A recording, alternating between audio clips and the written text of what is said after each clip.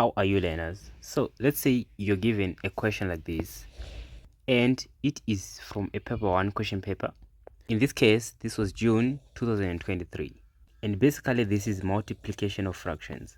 And you must know, in an O-level mathematics paper 1 examination, you're not allowed to use a calculator.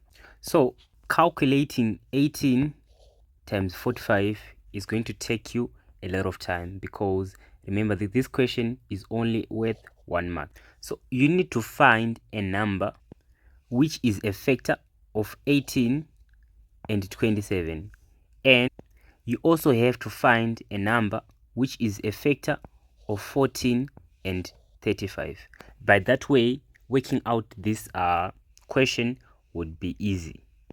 So starting off with 18 and 27, a factor of 18 and 27 is 9. So we say 9 into 18 is going to be 2.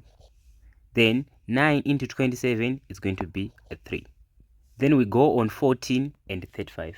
A factor of 14 and 35 would be 7. So we say 7 into 14 is going to give us a 2. Then we say 7 into 35, that would be a 5.